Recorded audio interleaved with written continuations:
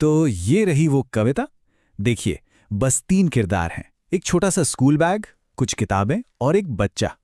मतलब 3 आवाजें और 3 बिल्कुल अलग अलग नजरिए। ऊपर से देखने में तो ये बहुत ही सिंपल लगती है ना? पर असल में इसकी हर लाइन में एक गहरा मतलब छिपा है। तो चलिए इसे परत दर परत खोलते हैं। तो कहानी की शुरुआत होती है एक शिकायत से। एक ऐसी शिकायत जो शायद हम सब ने कभी ना कभी महसूस की है। बोझ का एहसास। और ये आवाज किसकी है? ये आवाज है उस नन्हे से स्कूल बैग की। जरा इस एहसास के बारे में सोचिए। किताबें बहुत भारी हैं। ये सिर्फ वजन की बात नहीं है। ये उस बोझ की बात है जो हमें अंदर से थका देता है। ऐसा लगता है कि अब एक कदम भी आगे नहीं बढ़ सकते। ये फीलिंग हम सब इससे गुजर चुके हैं, है ना? अब वो चाहे पढ़ाई का बोझ हो या ऑफिस का प्रेशर या फिर घर की जिम्मेदारियों का वजन, ये बैग कहीं ना कहीं हम सब की कहानी का एक हिस्सा बन जाता है। वो एक पल आता है ना, जब लगता है कि बस अब और नहीं संभाला जा रहा। लेकिन कहानी में यहीं पर एक ट्विस्ट आता है।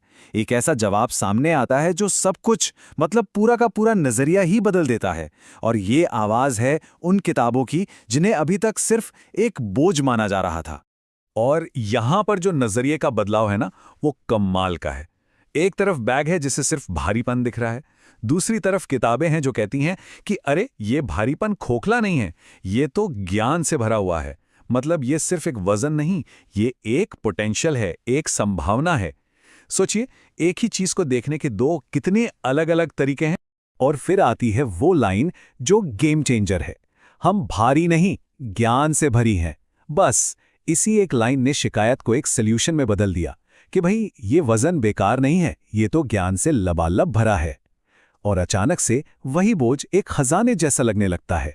चलिए, अब कहानी में एंट्री होती है तीसरी और सबसे जरूरी आवाज की, और वो है बच्चा। अब देखिए, बच्चा बैग की शिकायत भी सुन रहा है और किताबों का जवाब भी। और फिर वो इन दोनों बातों को जोड़ता है और एक बिल्कुल ही नया मतलब निकालता है। ये असल में एक पूरी सफर है, नजरिए का सफर। पहला स्टेप क्या था? बोझ का एहसास। दूसरा स्टेप, उस बोझ के अंदर छिपे ज्ञान को पहचानना। और तीसरा और फाइनल स्टेप, उसी ज्ञान को अपने भविष्य की नींव की तरह देखना।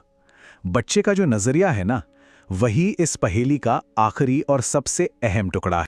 और ये जो आखिरी लाइन है, तुम ही से तो मेरा भविष्य बनेगा, ये पूरी कहानी का सार है। मतलब